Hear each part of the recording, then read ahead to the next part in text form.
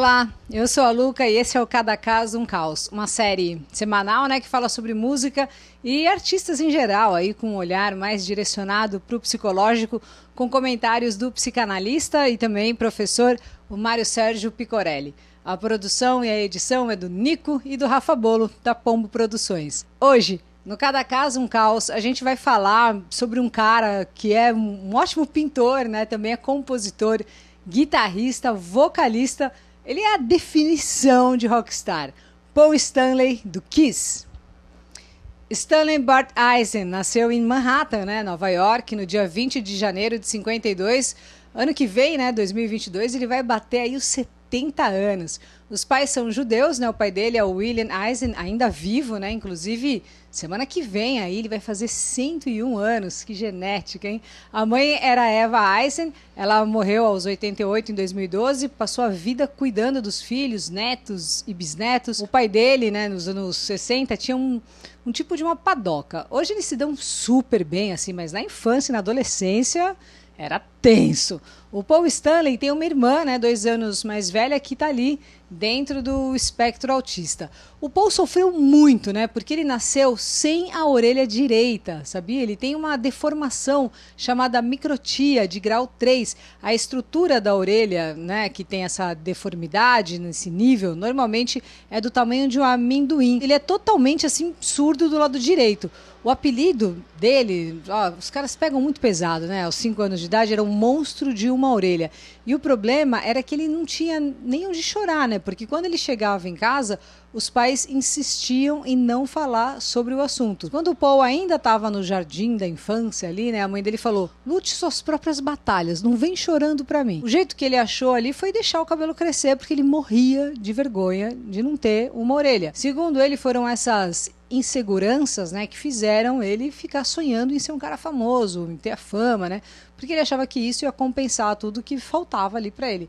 Mesmo tendo assim muitos problemas, de aprendizado por causa da audição e também por se sentir perdido e sem senso de direção, em multidões, a vontade dele sempre foi de ser um rockstar. No aniversário de 13 anos, o Paul Stanley ganhou um violão japonês usado. Assim, só para você ter uma ideia, nos anos 60, um produto japonês não era sinônimo de qualidade. Isso só melhorou na década seguinte. Os pais do Paul, eles tinham um pensamento assim, naquela pegada do você que lute. A educação da família deixava em negrito, sublinhado, em Arial 72, a importância de frustrar os filhos ao invés de estimular. Por causa disso, o Paul Stanley ele ficou mais uma vez decepcionado, por ter um violão zoado ao invés de ter uma guitarra da hora. E desencanou de tocar. Nessas, ele tentou ser vocal numa banda de uns migo aí e foi aprendendo uns acordes assim basicão, mas sempre sonhando em ser o guitarrista.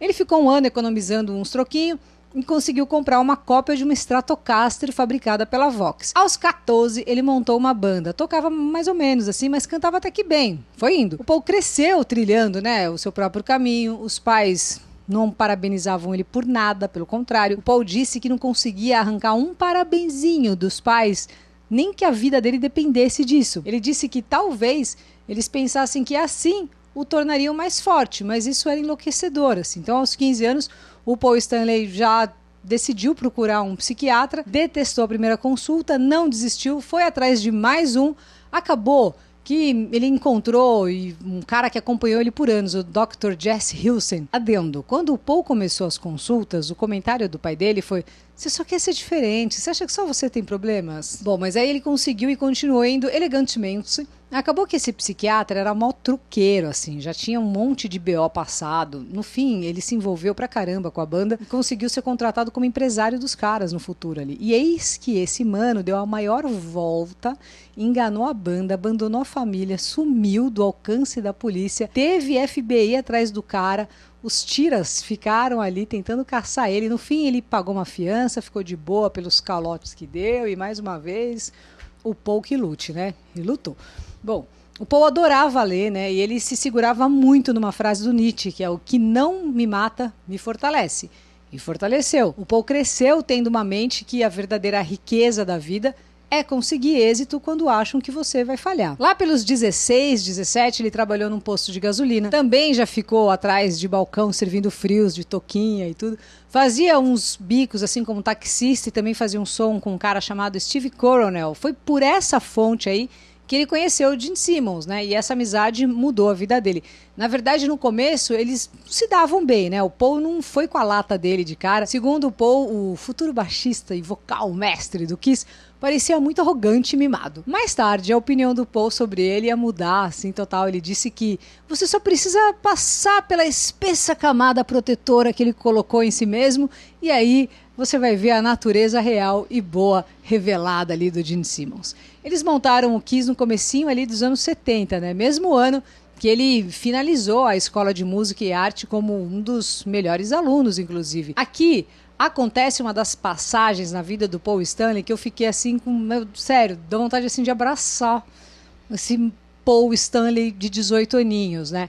Ele disse que passou assim anos com muito medo de pegar exército. E sempre comentava isso com os pais. Nessa época, né, a guerra do Vietnã estava fervendo. E ele sabia que quando fizesse 18 anos, ele poderia se ferrar. Então, o Paul ficou muito tempo sofrendo com isso. Até que a fatídica data chegou e ele conseguiu uma documentação médica de dor nas costas. E quando ele entregou a ficha de alistamento, eles revisaram, e dispensaram o Paul. E o Paul disse que todos os anos de angústia que ele passou tinham sido, ainda bem, em vão. E ele voltou assim, tipo, uou, super saltitante, né? Para contar a ótima notícia para os pais. Foi aí que quando eles ouviram o filho todo animado, né, contando a história, os pais olharam assim, intrigados um para o outro e falaram, você não sabe que você não pode ser convocado, não? Aí o Paul, por quê? Você é surdo de uma orelha. Aí o Paul, em choque, disse que pensou em todas as vezes que ele mencionou a questão do alistamento no ensino médio e os pais simplesmente, tipo, ignoraram, assim, sabe? O bom é que aqui ele já estava super engatilhado para ter uma das maiores bandas do mundo. O Paul disse que o que ele mais queria na vida era ser, assim, um tipo de um super-herói, né? Usar uma capa, sair voando. E foi uma realização conseguir meio que fazer isso no palco, né? A maquiagem, as roupas, a pirotecnia. O próprio Gene Simmons, depois de algum tempo, conseguiu literalmente voar pelo palco, né? Pra quem gosta de psicologia, tem muita coisa aí que dá pra gente fazer esse paralelo. O Paul disse que o personagem que ele criou, o Star Child, é o contrário de tudo o que ele era. No palco, aquele personagem era seguro, feliz, capaz, tinha autoestima, era uma referência para muita gente. Aquele, segundo ele, era o super-herói e ele se divertia sendo ele. E sobre vaidade, o Paul diz que ele é sim vaidoso, ele sabe disso, mas que não é narcisista. Ele não é o cara apaixonado pelo espelho, lá que fica uau, mas é o cara que sente muito orgulho pelas suas conquistas. O Paul ficou rico rápido, né? Em 76, com o Kiss Alive, uau, né? Daí em diante a história toda do Kiss. Eu vou deixar na descrição o link do livro Uma Vida Sem Máscaras, né? Do Paul Stanley, tem um trechão aí, free, e também um link de um vídeo, né? Que tem uma discografia bem completa aí dos caras que são faixa preta em Kiss, né? Do canal bem legal, o Resenhando Rock. Aqui a gente fica, né? Bem mais na parte psicológica e alguns fatos pessoais mais marcantes, né? Mais no cabeçaralho mesmo ali dos mané. Bom, Paul Stanley já com muito dinheiro, né? Aos 30 anos, em 82, fez uma série de cirurgias de reconstrução na orelha. Ele continua sem ouvir, mas a parte física que incomodava ele resolveu. E tudo isso na surdina, né? Sem ninguém saber. No ano seguinte, em 83, começou a tocar sem maquiagem. Talvez aí um sinal de uma autoestima. Aqui foi interessante, né, notar como o Paul ficou super à vontade, fora do personagem, né? E isso foi o oposto pro Gene Simmons. Mas aí é uma outra história, né? Se vocês quiserem eu faço aí também um cada caso sobre o Gene Simmons, que a história dele também é da hora. Mas olha que interessante, em 99 o Paul Stanley fez o Fantasma da Ópera e foi fazendo esse personagem que caiu uma bigorna na cabeça dele. O Paul disse que percebeu que as pessoas fracas não eram aquelas que mostravam suas emoções, mas sim aquelas que as escondiam. Ele tinha escondido, né, por muito tempo tudo que ele sentia, ele tinha sido educado para não falar sobre sua deformidade, para simplesmente, inclusive, ignorar. Foi só depois de fazer esse personagem, né, que ele comentou sobre a deformidade na orelha. Nem os caras da banda sabiam, assim, ninguém sabia. Depois disso, acabou virando o porta-voz da organização About Face, que cuida de crianças com diferenças faciais, enfim. Aconteceu muita coisa com a banda aí na vida dele, né? Ele casou, separou, fizeram tours, teve baixa na banda, né? O Eric Carr morreu aos 41 por causa de um câncer no coração. O Kiss vendeu muito. Voltaram a tocar com maquiagem, vieram pro Brasil várias vezes, inclusive. Eu perdi a conta em quantos shows já fui. Teve Pacaembu, fui com a minha amiga Simone, minha amiga da escola. Isso no primeiro Philips Monsters of Rock em 94, né? Lembra? Teve Suicidal Tendencies, Slayer, Black Sabbath, Angra, né? A banda principal era o Kiss, fez um pota show. A promoção era da 89, a rádio que eu era super ouvinte, que logo depois eu ia tá lá trabalhando, puta que da hora, né? Ia entrar na rádio como locutora. Teve vários outros, também fui com o Di Ferreiro do NX, que me ligou para ir com ele, com o Rafinha, que tinha ganhado fazia super pouco tempo o BBB 8, olha isso, faz tempo, né? Teve aquele que também eles fizeram em Interlagos, né? Lembra? Com os óculos 3D? A formação original, isso aí foi em 99, né? Eu também já estava na rádio. Puta, foi sensacional, a gente lá na pistainha dançando, a valer. E esse eu lembro que um amigo meu me encheu o saco querendo ingresso, foi super difícil para eu conseguir, mas eu fui lá, consegui um par para ele e depois eu vi o cara vendendo na porta. Enfim, sempre que tiver show do Kiss, tô dentro, né? E tomara que tenha, né? Porque o que acontece? Em 2019, né, eles deram início à provável última turnê chamada End of the Road, que teve a agenda de shows aí interrompida, né, por conta da pandemia. O Paul lançou o projeto dele, né, de R&B agora em março de 2021, o Paul Stanley Soul Station. Ele é casado com a Erin Sutton desde 2005, tem 3 filhos com ela e mais um com a ex, a Pamela Bowen.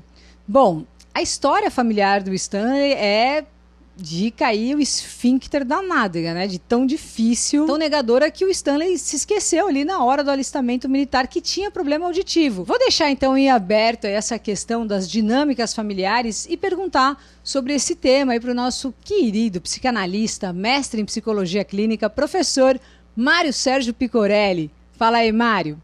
Pessoal, um grande abraço.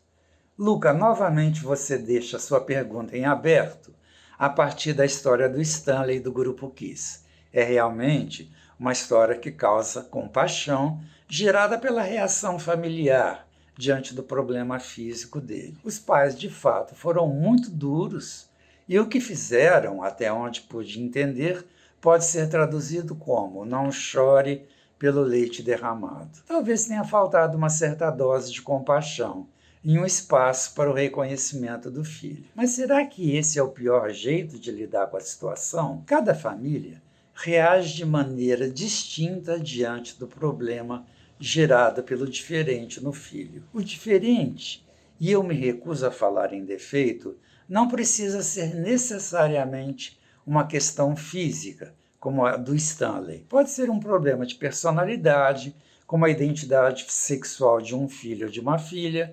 Pode ser circunstancial, como uma gravidez inesperada, psicopatológica, como a deflagração de um surto psicótico ou tentativa de suicídio, um problema genético, como a síndrome de Down, alimentares, como a bulimia, anorexia, físicos, como a cegueira e a surdez, uso de drogas e etc. E a família, no caso os pais, não vão poder devolver os filhos e terão que lidar de alguma maneira com o diferente. Mas se os pais do Stanley não foram tão mal assim, qual seria o pior jeito de uma família lidar com o diferente? A resposta é: pelo abandono. O abandono de um filho, seja real ou não, é a pior reação ao diferente. É deixar o filho à mercê da própria sorte, não lhe dando assistência física e emocional necessária ao seu desenvolvimento, inclusive não dando meios para o filho lidar com o diferente. Quando os pais chegam a abandonar os filhos por conta do diferente, é porque já havia, de maneira pré-existente, um desejo oculto de rejeição ao filho. O diferente no filho só serviu como uma desculpa ou álibi para justificar o abandono. Quando o abandono é real, não há nada a ser feito. Quando o abandono não é real, vão ocorrer outros tipos de situação. Por exemplo, ou o filho é tratado como um estranho dentro daquela família, ou o abandono se manifesta por seu oposto, ou seja, pela superproteção exagerada do filho, com suas vontades satisfeitas sem o menor limite, o que significa largar o filho à mercê da sua voracidade. Geralmente, o filho não dá como causa do abandono a rejeição dos pais, mas sim toma como causa a decepção que ele acha que causou os pais. Logo, a culpa do abandono é dele. Bem, Luca, como você viu, tem coisas muito piores que a dos pais do Stanley, o abandono. E no abandono não há nada a se fazer. Não há reparação possível. Bem, pessoal, um beijo a todos. E aí, curtiu? Então comenta, compartilha e vamos somando aí a nossa comunidade de pessoas que curtem os mistérios da mente e também que curte música, claro. A gente se encontra quinta que vem, às 8 horas da noite, com mais um vídeo inédito. E ó, me segue aí no Insta, tem Luca, @89, não, @Luca89FM. Oi, valeu, Pombo Produções.